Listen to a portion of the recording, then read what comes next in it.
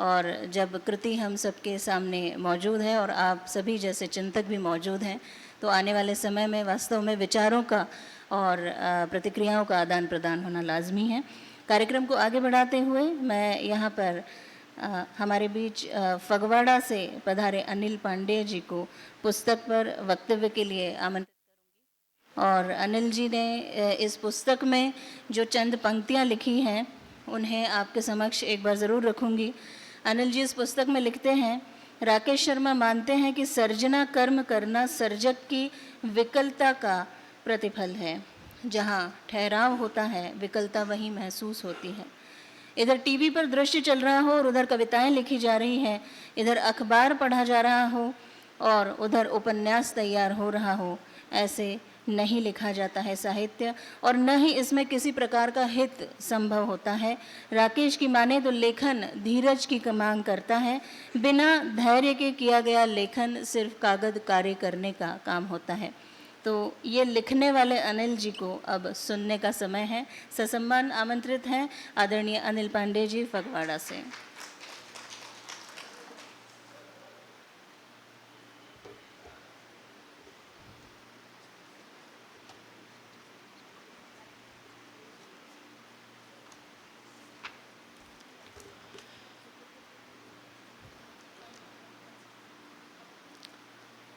चल रहे थे बेचैन हो, हवा इस कदर बह रहा था यहीं में इधर कुछ उधर।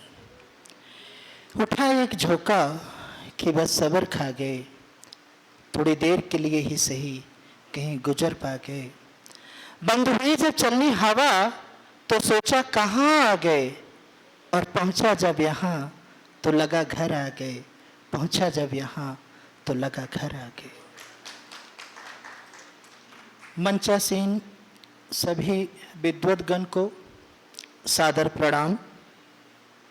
उपस्थित सभी साहित्य प्रेमियों को सादर नमस्कार।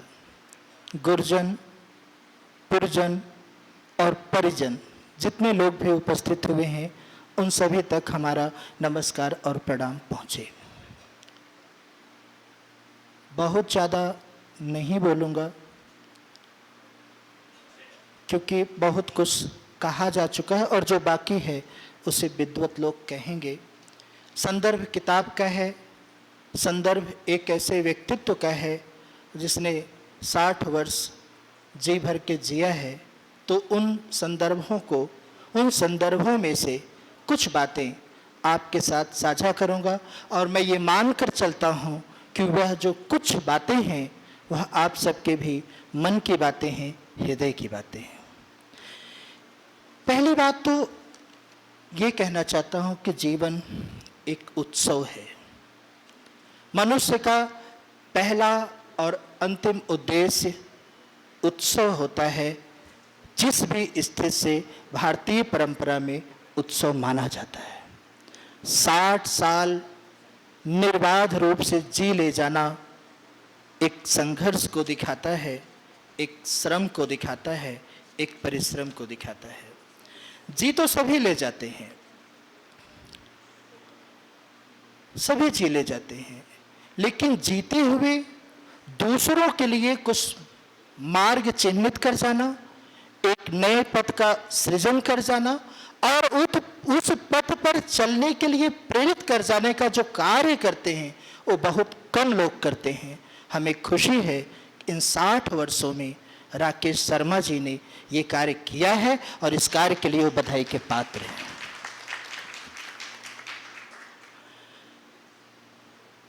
दूसरी बात ये, एक रचनाकार क्या चाहता है, एक रचनाकार का क्या स्वप्न होता है। सबसे पहला स्वप्न ये होता है कि ये जो धरती है ना, हरियाली युक्त रहे और बनी रहे। यह धरती बंजर ना होने पाए, उर्वर रहे और हम सब जो भी हमारे सल्तनत, हमारा अतीत, हमारा वर्तमान, हमारे भविष्य सब इसमें लहलहाते रहें।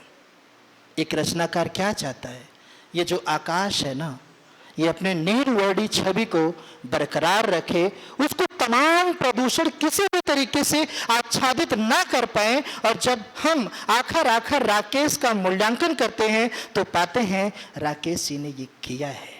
धरती की उर्वरता और आकाश की नीलवर्णी छवि को बचा करके इन्होंने रखा है। ये मैं नहीं कह रहा हूं, ये इस पुस्तक में शामिल हर एक लेख के हर एक आखर कह रहे हैं।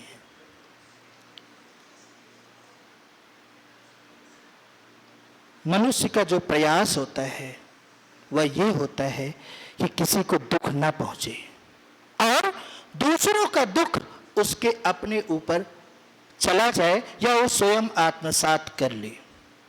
राकेश जी को जितना मैं जानता हूं इस पुस्तक के माध्यम से और वैसे भी इन्होंने ये प्रयास किया है कि औरों को हंसते देखो मन, हंसो और सुख पाओ, अपने सुख को विस्तृत कर लो, सबको सुखी बनाओ।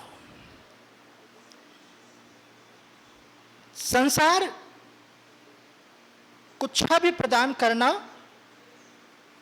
सृजनरत व्यक्तित्व के माध्यम से उसकी रखवाली करना, माली बनकर उसकी काट छाट करना एक रचनाकार का कर्तव्य होता है। उस कर्तव्य पर राकेश शर्मा जी अनवरत लगे हुए हैं और जब तक सांसें हैं, जब तक चलती रहेंगी, लगे रहेंगे। हम कहते हैं आज षष्ठ पूर्ति हो रही है, 27 हो और 27 से भी अधिक वर्ष जिए, क्योंकि एक रचनाकार का जिंदा रहना तमाम उम्मीदों के जिंदा रहने के बराबर है।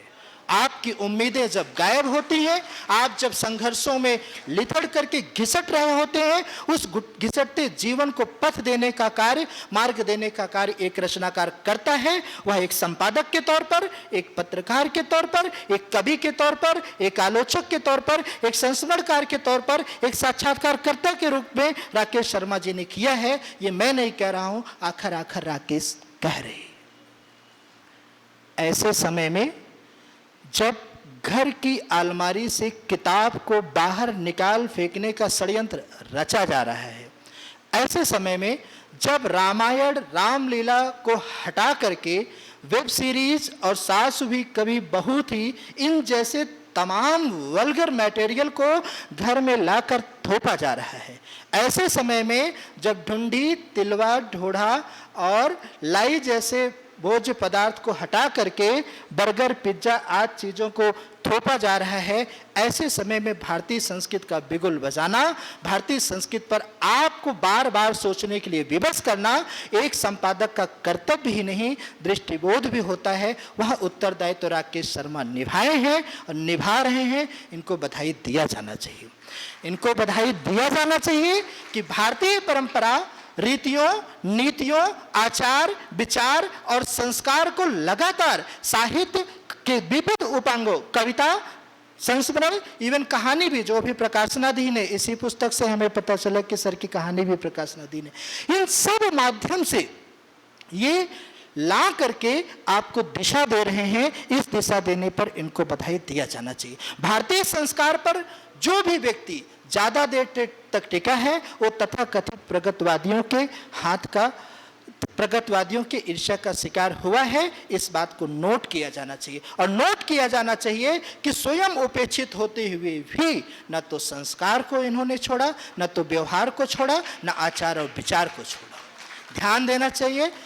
बहुत से यहाँ ये मैं आपको दिल खोल के कहना चाहता हूँ, आखिर राकेश जी की सिर्फ प्रशंसा ही नहीं हुए हैं। आप लोग सोच रहे होंगे कि अभिनंदन ग्रंथ है या व्यक्तित्व ग्रंथ है तो उसमें प्रशंसा नहीं, लेखकों ने भरपूर आलोचना भी की है। विजय बहादुर सिंह जी इन्हें पुरानी परंपरा का, पहले की परंपरा का लेखक मानते हैं, जिसमें वो दो परंपराएं रखते हैं, एक राम का रखते हैं, एक कृष्ण का रखते हैं। कहते हैं कि राम के चरित्र को मानना पुरानी परंपरा है, पहले की परंपरा है, कृष्ण की परंपरा को मानना आधुनिकता है और उत्तर आधुनिकता के दौर। कुछ ऐसा कहते हैं। मैं ये मानता हूँ कि कृष्ण होना फिर भी सरल है। हालांकि कृष्ण वैसे नहीं थे जैसे हमारे प्रगतिवादी साथियों ने बना दिया, लेकिन कृष्ण होना फिर भी सहज है। राम होना बहुत कठिन है।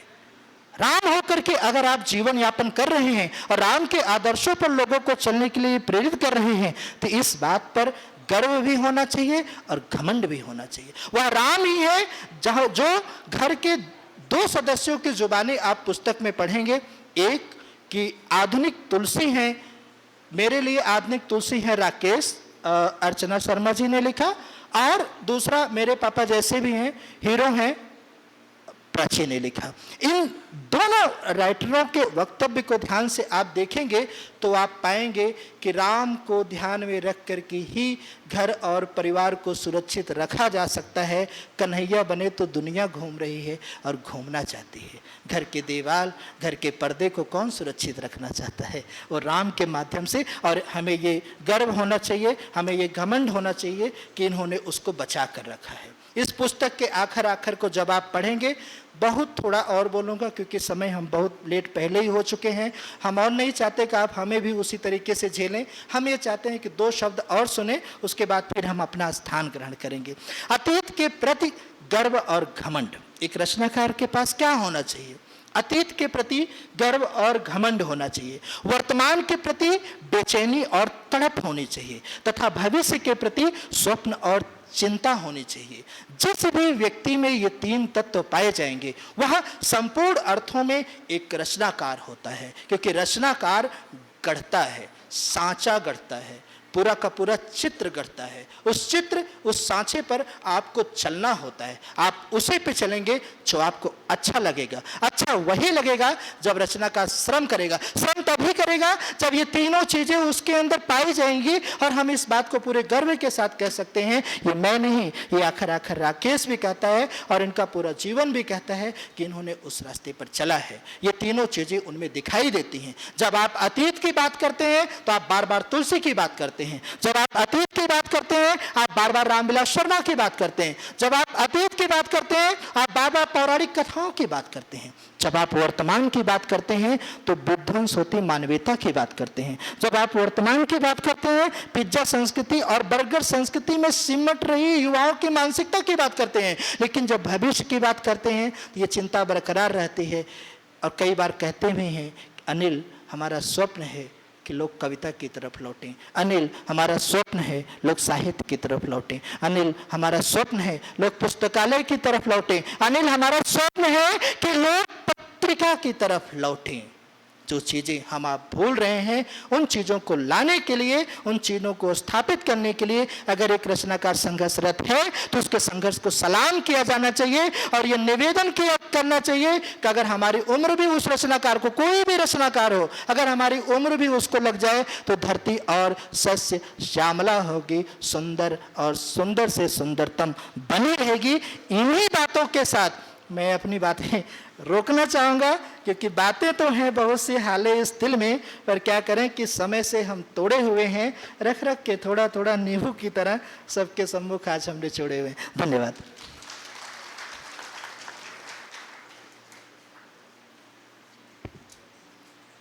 बहुत बहुत धन्यवाद आदरणीय अनिल पांडे जी। आप ही ने हमारे बीच जो कहा कि एक रचनाकार का जिंदा रहना तमाम उम्मीदों के ज़िंदा रहने के लिए आवश्यक है, और इस उम्मीद के दिए में आपके शब्दों की ऊर्जा का तेल आपने डाला। बहुत बहुत धन्यवाद।